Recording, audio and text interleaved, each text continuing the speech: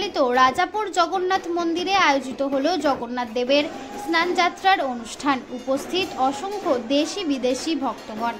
শনিবার সকালে মায়াপুর ইস্কন পরিচালিত রাজাপুর জগন্নাথ মন্দিরে দেশ বিদেশ থেকে আসা অসংখ্য ভক্তদের উপস্থিতিতে শুরু হয় ভগবান জগন্নাথ দেবের স্নানযাত্রার মহা মহোৎসব। এদিন ভোরে মঙ্গলারতি দিয়ে সূচনা হয় জগন্নাথ দেবের স্নানযাত্রার উৎসব বা অনুষ্ঠান। ভক্তরা দীর্ঘ লাইনে দাঁড়িয়ে জগন্নাথ, বলভদ্র ও সুভদ্রাকে সুগন্ধিযুক্ত জল দিয়ে ভক্তি ও শ্রদ্ধা ভরে স্নান করাতে দেখা যায়। কথিত আছে জ্যৈষ্ঠের পূর্ণিমা তিথিতে ধরাধামে আবির্ভূত হন ভগবান জগন্নাথ দেব। ইস্কন পরিচালিত রাজাপুর জগন্নাথ মন্দিরে স্নানযাত্রার অনুষ্ঠানটি চলবে দিনভর। দিনের শেষে জগন্নাথ, বলভদ্র ও সুভদ্রাকে নিয়ে যাওয়া হবে মূল মন্দিরে। এরপর মন্দিরের কপাট বন্ধ থাকবে আগামী 6 জুলাই পর্যন্ত। ভক্তরা 7 জুলাই রথযাত্রার দিন ভগবানের দর্শন পাবেন। এ বিষয়ে মায়াপুর ইস্কনের জনসংযোগ আধিকারিক রসিক গৌরাঙ্গ দাস কি জানালেন শোনাবো।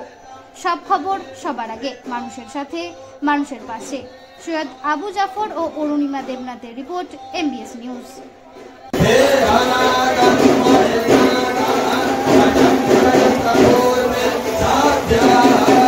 কালকে স্নান যাত্রা ছিল, আজ কালকে কলস যাত্রা ছিল, আজকে স্নান যাত্রা। কি পদ্ধতিতে কিভাবে জগন্নাথ দেব, বলরাম, সুভদ্রা দেবীকে আপনারা স্নান করালেন? আমাদের ষোড়শ প্রচারে পুজো, সকাল দিয়ে পুজো চলছে, এখন স্নান হলো। আজকে আমাদের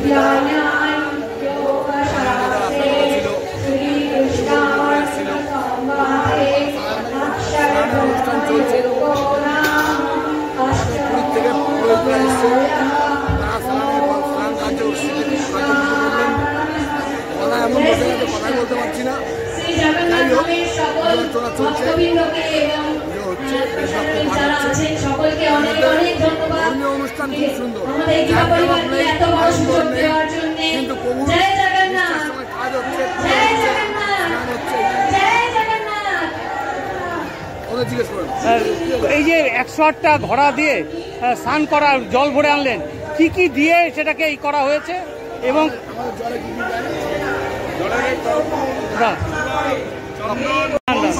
কি কি দিয়ে জলটাকে শুদ্ধ করা হয়, স্নান করানো হয়? জলের ঔষধ সামগ্রী দেওয়া হয়। এটা কর্পূর, চন্দন, চুয়া, সর্বৌষধি, গ্রহৌষধি, দশ মূর্তিকা, নবমূর্তিকা, দশমূলি, ଆଉ କେଉଁ କେଉଁଟା ଯେ ସେ ସେ ଅଗୁর, চন্দন ଆଉ মোট কত রকমের ই দেওয়া হয়? 108 রকমের। হ্যাঁ,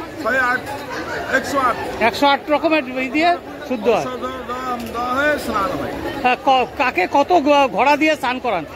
বলরাম, জগন্নাথ, সুভদ্রা দেবী? জগন্নাথের 35 কলসে স্নান হয়, বলভদ্র 33 কলসে স্নান হয়, সুভদ্রা দেবী 22 কলসে স্নান হয়, ଆଉ সুদর্শন 18 কলসে স্নান হয়। 108 কলস, 108। এটা কি পুরীর যা নিয়ম? যা পুরীর নিয়ম আছে ওখানে সে পুরো 108 কলসে স্নান এই রকমের হচ্ছে, ওখানে এই যে আজকে তো স্নান যাত্রা হলো, জগন্নাথ দেব তো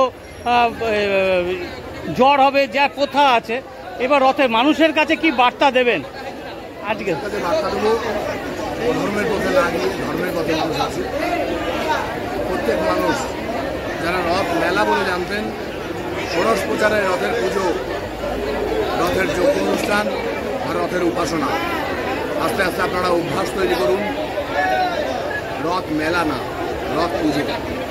আপনারা দুর্গা পুজো দেখেন, কালী পুজো দেখেন, পুজো সম্পর্কে আপনাদের যে ধারণা, প্যান্ডেল, লাইটিং, তার থেকে বেরিয়ে এসে ঈশ্বরের পুজো করুন, ভগবানের পুজো করুন, প্রভুর পুজো করুন, আর তার সান্নিধ্যে নিজেকে নিয়োজিত করুন। আমার মনে হয় এই বাদ দিয়ে আমাদের সনাতনী হিন্দুদের আজকে আর কোনো রাস্তা নেই। যেভাবে রাজনীতির অবস্থা, আগামী দিন যদি প্রত্যেকে ধর্ম নিয়ে আর ভগবান নিয়ে এই পলিটিক্স শুরু করে, একটা দিন আসবে পলিটিক্সের ভগবান হয়ে যাবে, ভগবান আর ভক্তের থাকবে না। সেজন্য যারা ভক্ত, যারা পরে সমালোচনা করবেন যে আজকে ভগবান এই হয়ে গেল, ভগবান ওই হয়ে গেল, মন্দিরগুলো শেষ হয়ে গেল, তাদের বলবো তারা ঘরে না বসে থেকে ধর্ম প্রতিস্থাপন করুন, বাইরে বেরিয়ে আসুন, প্রভুর মূর্তিতে না, প্রভুর মন্দিরে না, প্রভুকে হৃদয়ে প্রতিস্থাপন করান। প্রত্যেক মানুষ ভক্তরূপে তার সান্নিধ্যে আসুন আর মানুষকে ভক্ত বা ভক্তিভাবে সাহায্য করুন। এ না হলে আমরা সনাতনীরা আমরা একটা সময় আমাদের লুপ্তপ্রায় জীবন হবে, এর বাইরে আমার কিছু বলার নেই। এই বছর রথে কত আশা করছেন লোকের সমাগম হবে? গত বছর কি ছাপিয়ে যাবে তৃতীয় বছরে? লোক সমাগম লক্ষ লক্ষ হোক, কিন্তু তার মধ্যে থেকে কিঞ্চিত লোক হলেও ভক্ত মানুষ আসুক, প্রভুর সান্নিধ্যে আসুক, সম্মান পদ্ধতিতে প্রভুকে প্রণাম করে সে ভক্ত হোক, ভক্তের পরিচয় দিক, প্রভুর নাম প্রচারে, প্রভুর কার্যকরী প্রচারে সে ব্যস্ত হোক। প্রত্যেক মানুষের কাছে চাওয়া, লক্ষ লক্ষ মানুষ দর্শনের জন্য আসবে, কি দারুণ, কি সুন্দর। আপনাদের বলবো দুর্গাপুজোর প্যান্ডেল আর লাইটিং দেখে দেখে আমরা যারা অভ্যস্ত, যাদের বাবা মারা নিয়ে গিয়ে 10খানা লাইটিং দেখাবো, 10টা প্যান্ডেল দেখাবো বলে ছোটবেলার দিয়ে অভ্যাস করিয়েছে, তাদের আজকে উচিত প্রভুকে দর্শন করার, মাকে দর্শন করার, ভগবানকে দর্শন করার। প্যান্ডেল আর লাইটিং দর্শন করার জন্য মানুষ যেন রাস্তায় না নামে, প্রভুকে দর্শন করার জন্য নামুক, প্রভুর সান্নিধ্যে মানুষ আসুক, মানুষ ভক্তপ্রাণ হোক। প্রত্যেকের কাছে এটাই আমাদের চাওয়া। জয় জগন্নাথ, জয় মহাপ্রভু।